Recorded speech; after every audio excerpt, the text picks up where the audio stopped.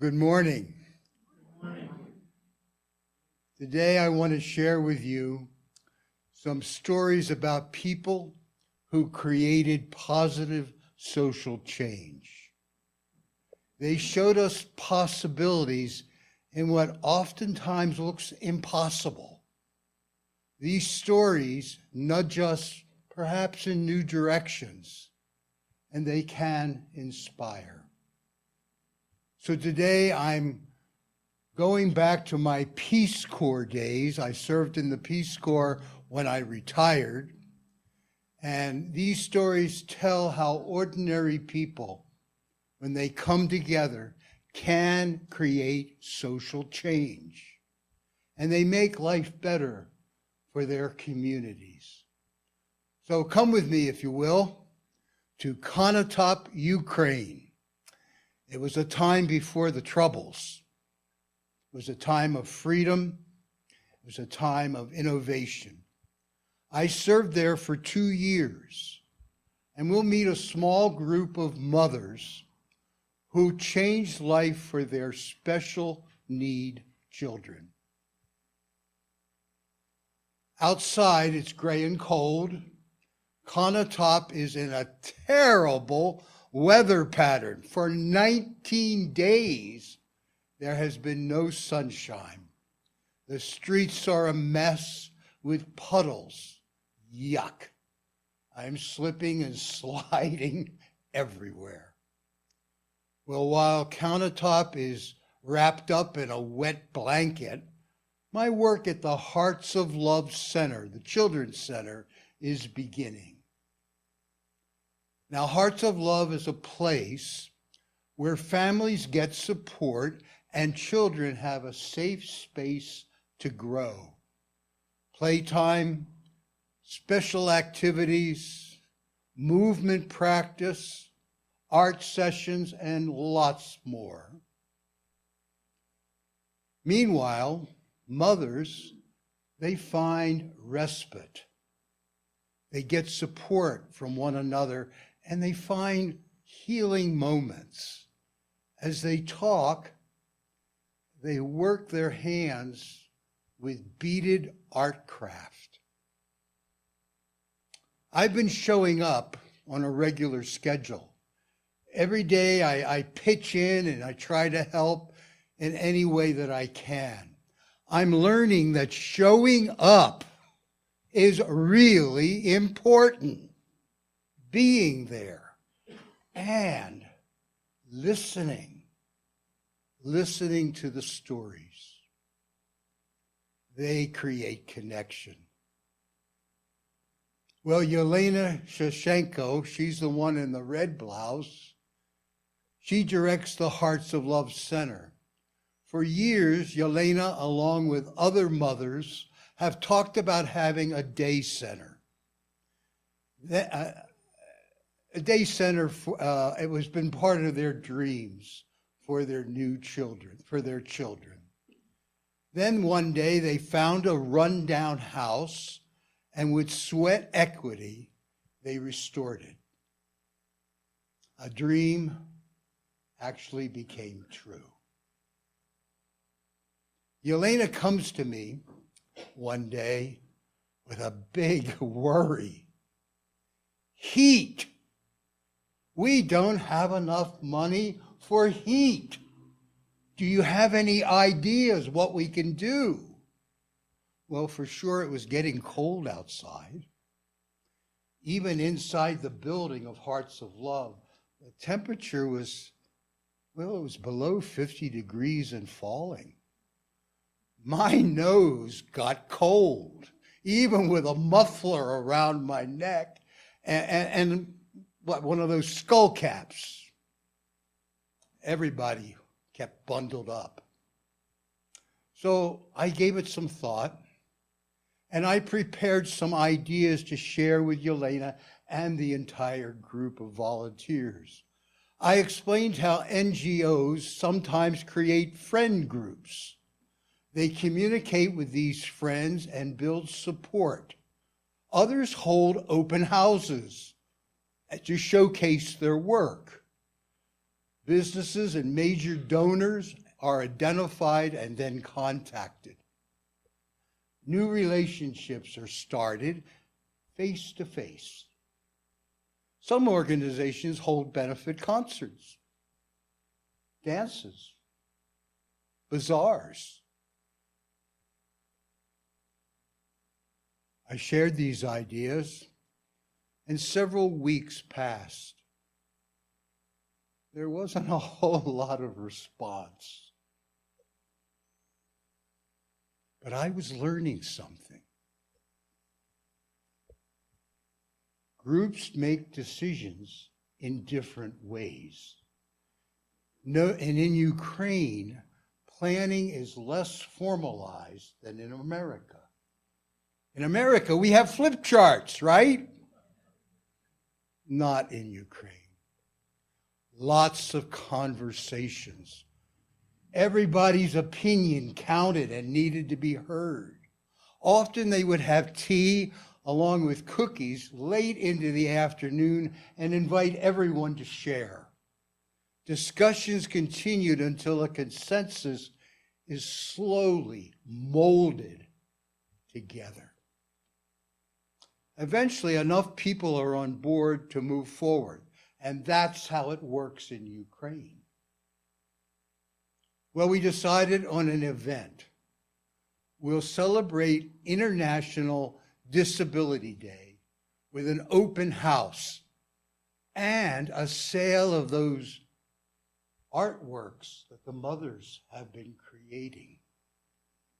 Of course, when there's a buzz about something new happening, people talk, one to another and to another, and the buzz found a newspaper reporter who wrote an article. And here it is, in part. In Konotop, children with special needs and disabilities are emerging from the shadows of isolation. They are discovering possibilities for a good life. The story may be one that most Ukrainians do not know, because in former times, as the old saying says, out of sight and out of mind was practiced widely. Disabled children were expected to stay at home or placed in institutions. Even today, in many communities, the sight of a disabled child in a public place is rare.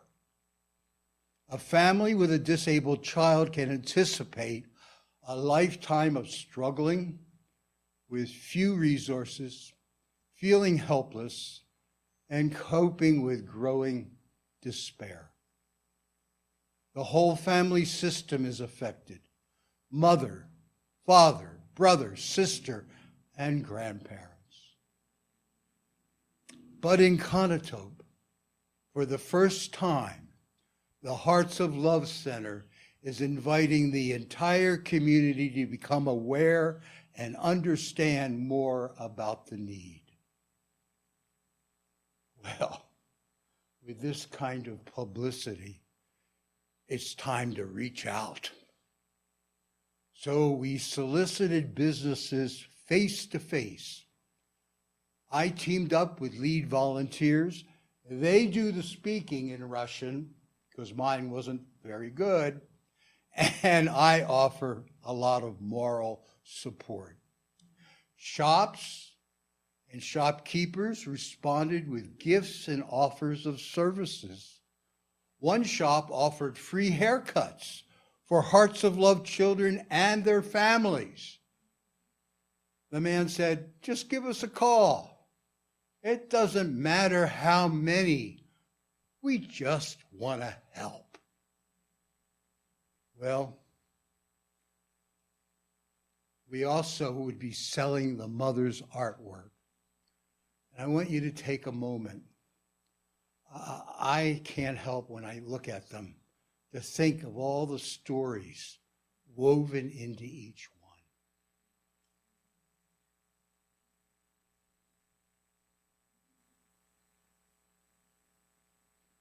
Yelena shows me a beaded flower that a mother and daughter, they made it together. The child cannot walk unassisted. When no one is available, she pulls herself along the ground. And Elena says, they wanted to participate. Look how beautiful. I'm deeply touched. I think it's important to be included, even when your body doesn't cooperate. Well, the event produced 2,800 grivna.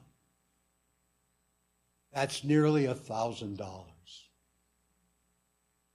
We celebrate. Hooray.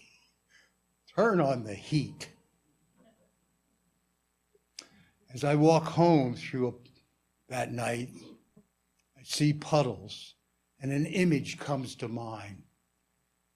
Tonight was like tossing a pebble into a pond. You see the ripples, they flow outward into the community because we took the action of tossing that pebble. Ripples surround the hearts of people. They just want to help. So now, gratefully, we're going to have heat.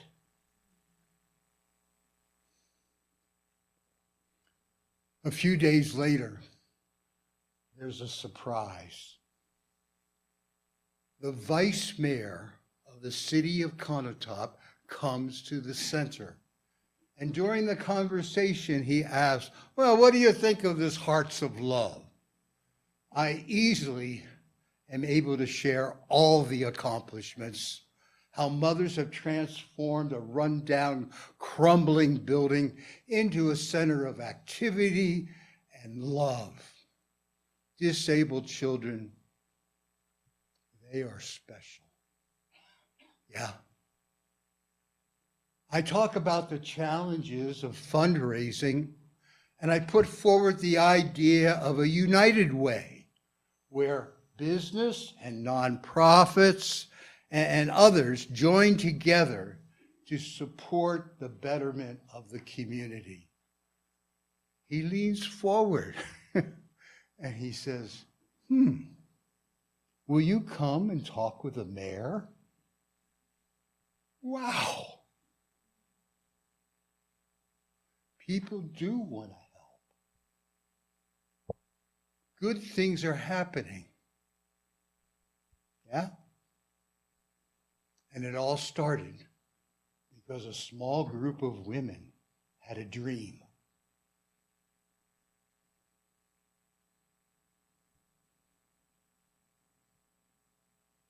My second story comes from Macedonia. The Peace Corps asked me to return to service as an organizational specialist in Macedonia. And I'll collaborate with a group called Public. Their focus is social equality. It's a nonprofit think tank type of organization. They research social issues and advocate for positive social change. They produce a magazine. It features a different social issue 6 times a year, and it's widely read by and respected by policy leaders. Behind it all is Clementina. She's in the purple blouse, and her small staff of researchers, writers, and activists. Right now, marginalized minorities are a major concern for the organization. We're talking about Roma people, or as sometimes called gypsies.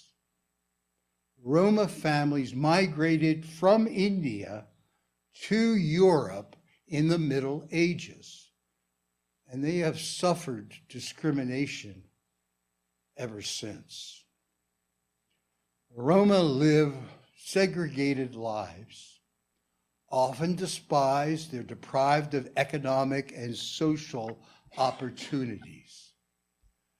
As I arrive in Macedonia, Public is considering an innovative approach for reducing poverty and contributing to greater community cohesion. It's known as social enterprise. Well, if you're like me, it's a new term. I haven't heard of it before. Well, here's a quick definition. Social enterprise means adopting business practices for greater social good, and not just for profits. Social enterprise. The idea came from the European Union at a conference that Clementina attended, and she brought it back to use in Macedonia. Now, instead of subscriptions for their magazine, Public uses and recruits, uses and trains vendors. And there's a picture of a group. They go out into the community, street by street, they sell the magazine, and they make money. Half of the cover price of the magazine goes right into their pockets. It's a win-win strategy. The magazine is called Lice Velice. Now, Lice Velice is Macedonian, and what it means in English is face to face. And it may sound like a strange group of words to call a magazine, but it has a dual purpose. Because readers come face to face with a social issue, and when they buy the magazine, they come face to face with Roma people. Tonight, the office is buzzing because a new issue of Lice Velice is about to be released at a gala gathering. It's part of an emerging marketing strategy. Bring supporters, business, and Roma people together. Let people talk and know one another. About 200 people will spill out onto the street. It's going to be an exciting evening. Clementina introduces the new edition of the magazine and says, and the topic is social responsibility. She says social responsibility, it's not well developed in Macedonia. We want to encourage nonprofit business to work together for the benefit of all. For example, tonight's event is sponsored by LCUUF, an industrial construction business. And then Clementine reaches for a surprise. She reveals trendy tote bags. Yeah. Everyone is invited to look closer. And then they realize that these tote bags are made from discarded cement bags that came directly from the construction sites of LCUUF, the industrial company. They've been transformed by creative artists. Everyone wants to buy one. Just an aside, since that event, and since I've left Macedonia, that one event sparked a cottage industry where Roma people are making tote bags for sale. Well, I assumed that the proceeds of this sale would go to Public. I mean, we need money. But no, there's another surprise yet to come. Public is organizing a collaboration with community groups who feed street children. The community group always needs more food. So Clementina recruits 4 food producers to donate. It's about connecting community and business and creating social responsibility. But there's a missing link: transportation. Clementina says, tote bags. We'll rent a van and a driver will deliver the food. Turning to me, she says, Jud, what do you think? Amazing, I say. It's kind of like the famous anthropologist Margaret Mead said, never underestimate the power of a small group of committed people to change the world.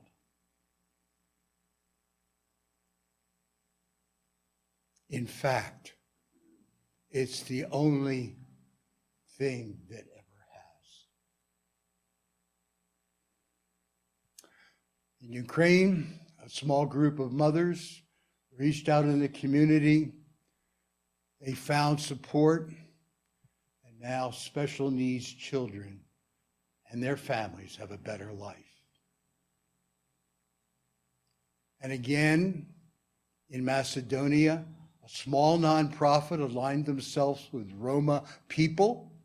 They created opportunities for positive social change. So, what can these stories, what takeaway is there in it for us? Can we learn anything from what happened half a world away? Can we learn from these stories and reimagine our own social justice work? How might we get started? Allow me a few suggestions. First, let's create space and time for those meaningful conversations. Asking each other, what motivates us? What inspires us? Why do certain issues and situations resonate within? Sharing our own stories with one another. Let's become like lights of inspiration within our midst. We can do that. Second, let's reach out beyond ourselves into the larger community, especially where there is neglect or hurt or prejudice. Can we come face to face with marginalized people? Can we learn from their stories and work together? Let's seek partnerships. Let's know marginalized people as our friends. And finally, let's mold a consensus with lots of conversations so that we can move forward using our own creativity and dare to do what we can for positive social change. More kindness, more caring, more social justice right here. Is it possible? What do you think? There's that question again. Let's start the conversation.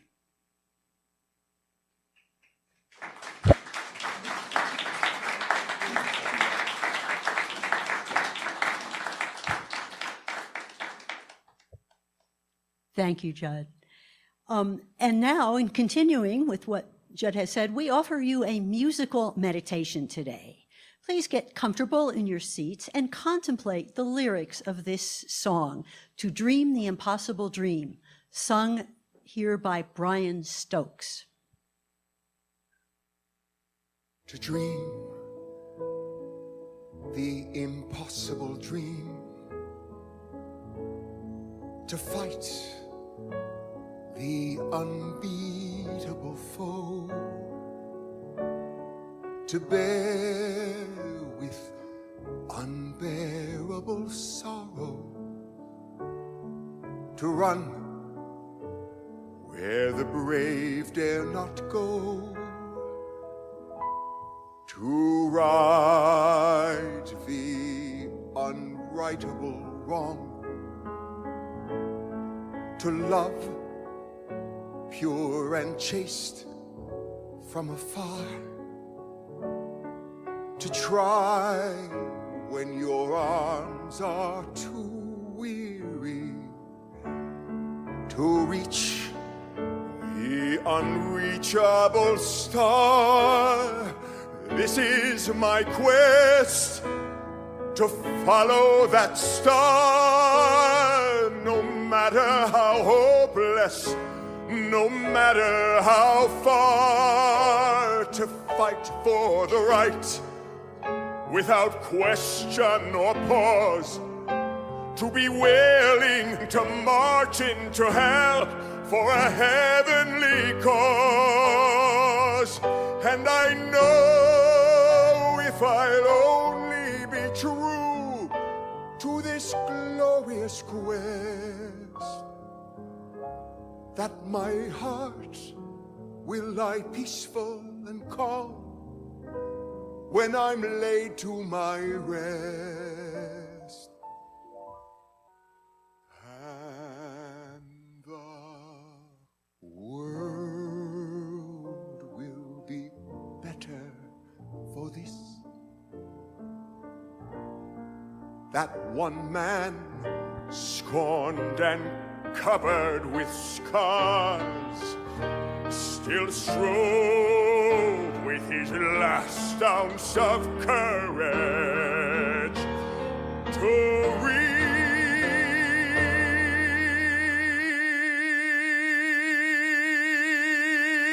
reach the unreachable.